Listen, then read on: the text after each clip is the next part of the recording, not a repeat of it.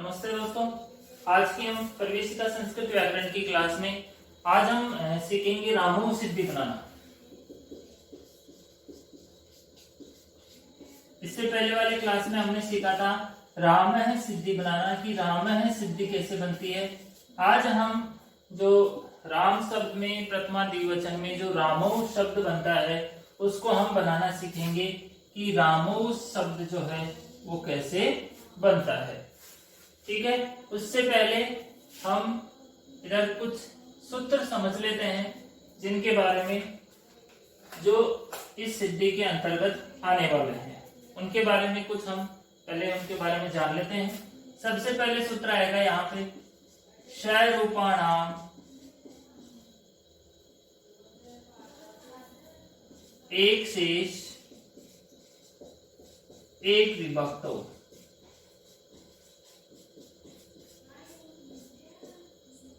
रूपाणाम एक शेष एक विभक्तो।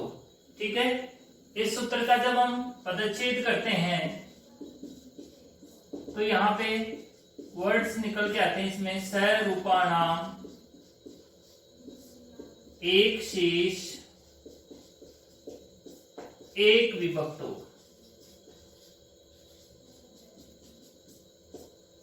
सूत्र में ही इसका अर्थ छिपा हुआ है। अगर हम इसकी वृत्ति नहीं भी पढ़ते हैं तो भी हमें सूत्र से ही इसके अर्थ को समझ सकते हैं। देखो, जब द्विक और द्विवचनिक वचने जब हमने सूत्र पढ़ा, द्विक और द्विवचनिक वचने सूत्र ने कहा था कि जिसमें एकत्व का भाव हो वो एक वचन, जिसमें द्वित्व का भाव हो वो द्विवचन, मतलब जो दो हो वो द्विवचन होता है और जो एक हो वो एक वचन होता है। तो यहाँ पर जब ये रामो सिद्धि का जब निर्माण हुआ तो यहाँ पे शंका हुई कि राम द्विवचन में है तो राम और राम दो बार आना चाहिए। भाई राम जो बनता है वो द्विवचन में बनता है तो राम और राम दो बार होना चाहिए, तभी तो ये द्विवचन माना जाएगा। तो इस शंका समाधान के लिए जो पाणिनि जी जो महोदय थे उन्होंने सूत्र बनाया सरूपाणाम एक शेष एक विभक्तो। सरूपाणाम एक शेष एक विभक्तो क्या कहता है कि समान रूप, सरूपाणाम समान रूप, एक ही जैसे दो शब्द हो या समान रूप वाले कोई शब्द हो, दो हो या तीन हो, चार हो, दो से ज्यादा हो, कितने भी, तो उनमें से एक विभक्ति में एक ही शेष रहेगा। मतलब चाहे समान रूप से कोई शब्द आता है तो चाहे दो हो, तीन हो, चाहे चार हो, कितने भी हो, लेकिन उनमें सिर्फ एक ही शेष रहता है। हमें राम राम दो बार लिखने दीर्घ है। ये दूसरा सूत्र है, ये भी बहुत इंपॉर्टेंट सूत्र है। इस सूत्र में पदच्छेद की आवश्यकता नहीं है, इसमें पहले से ही प्रथमयो पूर्व सवर्ण है लिखा हुआ है। प्रथमयो का मतलब है प्रथमा और द्वितीय। प्रथमयो से क्या मतलब है? प्रथमा और द्वितीय विभक्ति। और पूर्व सवर्ण आप समझ रही हो, पूर्व के जो वर्ण होगा समान वर्ण उसका दीर्घ हो जाएगा। अभी इसकी वृत्ति में क्लियर हो जाएगा। इसकी वृत्ति पढ़ लेते हैं एक बार हम। देखो, वृत्ति में लिखा हुआ है अकह प्रथमा द्वितीययोः अचि पूर्व सवर्ण है दीर्घ एकादेश है शाद। अतः प्रथमा द्वितीययोः अचि पूर्व सवर्ण है दीर्घ एकादेश है शाद। सूत्र का अर्थ हम एक बार अच्छे से समझ लेते हैं क्योंकि ये बहुत इंपॉर्टेंट रहने वाला सूत्र है। देखो, सबसे पहले वर्ण है इसमें अक है। अक एक प्रत्याहार है। अक प्रत्याहार के अंदर कौन कौन से वर्ण आते हैं? ए, ई, उ, री और री, ऐसे लेकर के क तक के वर्ण इसके अंदर आएंगे। देखो, अक प्रत्याहार हो और कौन सी विभक्तियों में? प्रथमा और द्वितीय। इस सूत्र का कार्य जो क्षेत्र है वो केवल प्रथमा और द्वितीय विभक्ति में ही काम करेगा। ये पहली में दूसरी में तीसरी में नहीं जाएगा। पहली दूसरी क्लास टाइम पढ़े जो है पहली दूसरी में काम कर लो, तीसरी का मैंने कहीं गुना इन पे और को कार्य क्षेत्र कौन बन रहे बड़े न जाओ ये। तो इसका जो कार्य क्षेत्र है वो प्रथमा और द्वितीय, ये याद रखने की बात है कि ये सिर्फ प्रथमा और द्वितीय विभक्ति दोनों के अंदर ही काम करता है। तृतीया में चतुर्थी में हम ले जाएंगे ना इसको जबरदस्ती घस के भी तो भी नहीं जाएगा। ठीक है, तो प्रथमा और द्वितीय विभक्ति हो और अक प्रत्यार हो में अच परे रहते। अच का क्या मतलब हुआ? अच का मतलब हुआ स्वर। कोई सा भी स्वर परे रहेगा, परे रहते तो पूर्व सवर्ण दीर्घ एकादेश होगा। देखो इसको मैं अब अच्छे से समझ लेते हैं। यहां पे मैं आपको अच्छे से समझा लेता हूं ये सूत्र क्या कह रहा है कि मैं यहाँ पे हरि शब्द का उदाहरण लूंगा। यहाँ पे हरि प्लस सु औ प्रत्यय हो जाएगा यहाँ पे। ठीक है, हरि प्लस औ। अब देखो इस सूत्र क्या कहता है कि प्लस से पहले अक प्रत्याहार का कोई वर्ण होना चाहिए। प्लस के पहले यहाँ पे हरि में क्या मिला हुआ है? ई। ठीक है, प्लस के बाद में क्या होना चाहिए? ये तो प्रथमा और द्वितीय विभक्ति हरि जो है वो प्रथमा के द्विवचन में ही बनता है। तो यहाँ पे ये भी कंडीशन अप्लाई हो रही है इसकी। उसके बाद में प्लस के बाद में कोई स्वर होना चाहिए, तो यहाँ पे ये भी एक स्वर है और एक स्वर है, तो इसकी पूरी शर्तें यहाँ पे मान ली गई है। तो ये सूत्र क्या काम क्या करेगा?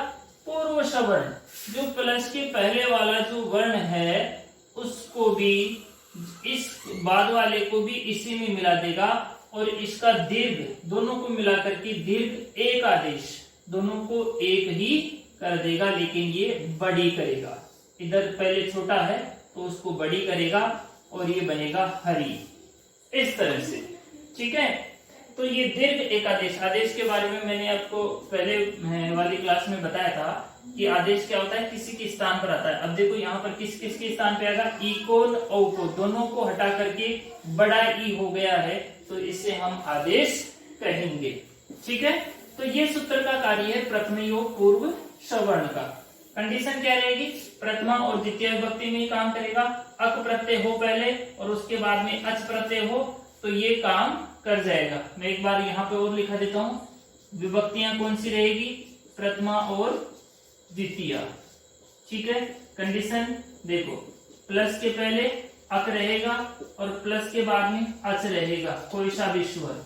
ठीक है, तो पूर्व सवर्ण दीर्घ हो जाएगा, हो जाएगा। ठीक है, ये दोनों सूत्र हमने पढ़ लिए हैं। उसके बाद में हम एक सूत्र और पढ़ लेते हैं। तीसरे नंबर का जो सूत्र है वो भी बहुत इंपॉर्टेंट रहने वाला है, बहुत महत्वपूर्ण रहने वाला है। वो सूत्र है हमारा नादीची। नादीची क्या कहता है?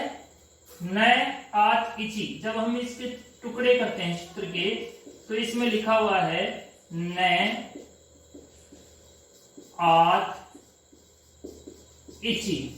ठीक है, यहां पे न आत इची, न यानी नहीं होगा, आत यानी ए वर्ण अगर रहता है तो यहाँ पे नहीं होगा। अवर्ण के बाद में इच प्रत्याहार रहता है। तो एक बार अच्छे से समझ लेते हैं हम इसकी वृत्ति में।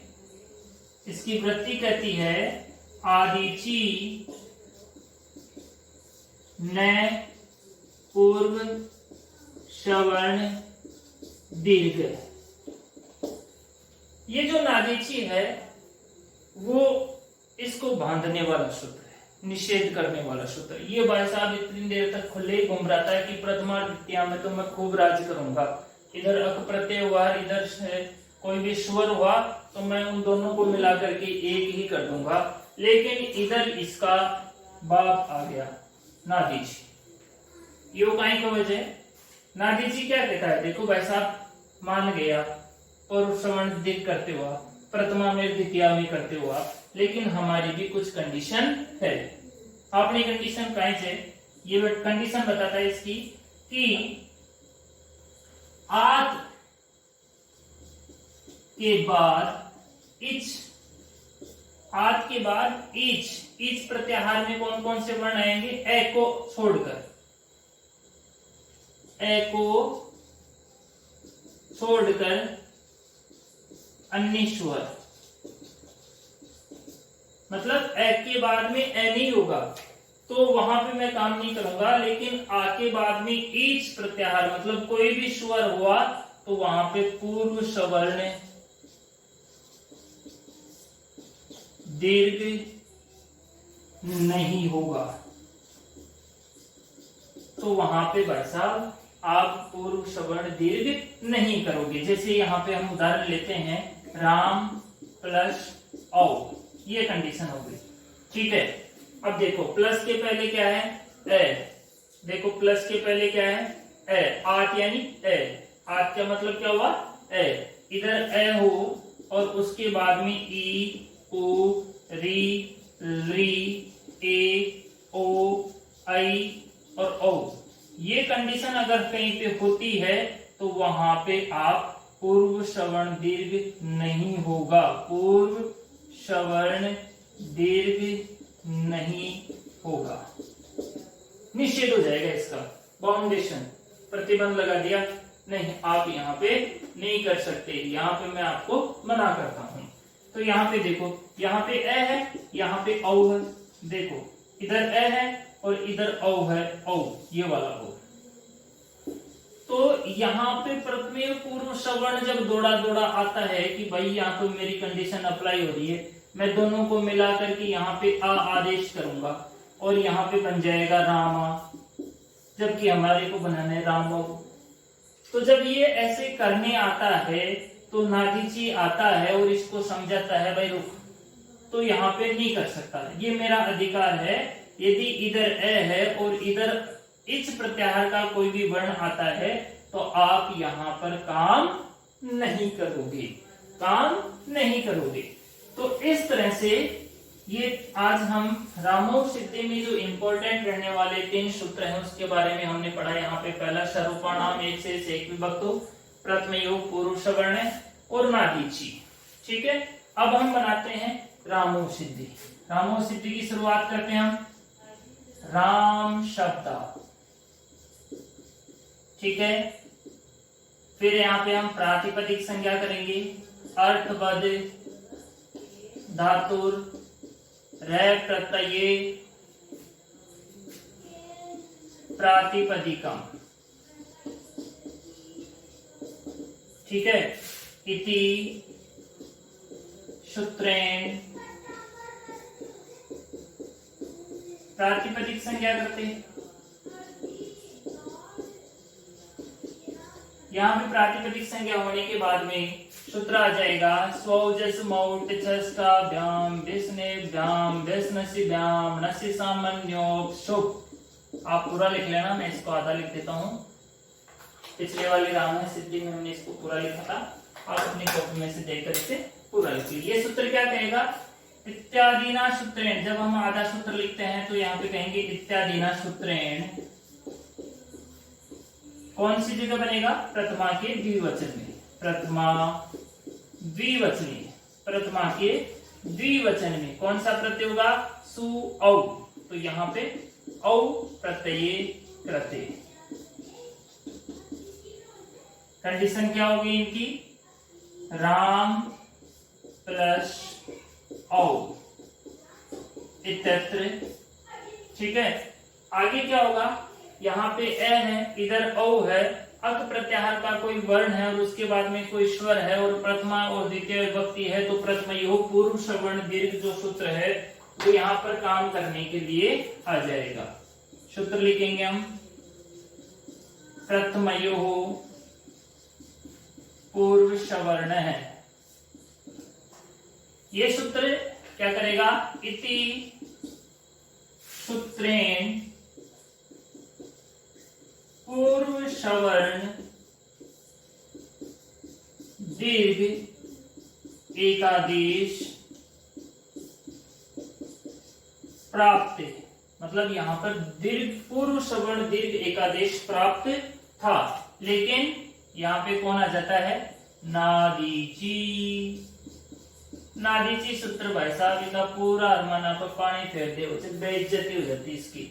और ये कहता है इति सूत्रेण, क्या करता है, निषेधीकृते, मना कर देता है इसको, भाई तुम्हारा काम नहीं है ये। तो यहाँ पे अपने पास कंडीशन वापस वही रही, राम प्लस औ। तो अब अपने को रामो बनाना था, ये एक आया था उसको भी नादीची ने भगा दिया। तो अब हम क्या करेंगे, रामो बनाने के लिए, रामो बनाने के लिए हम जाएंगे वृद्धिरेचि भाई साहब के पास।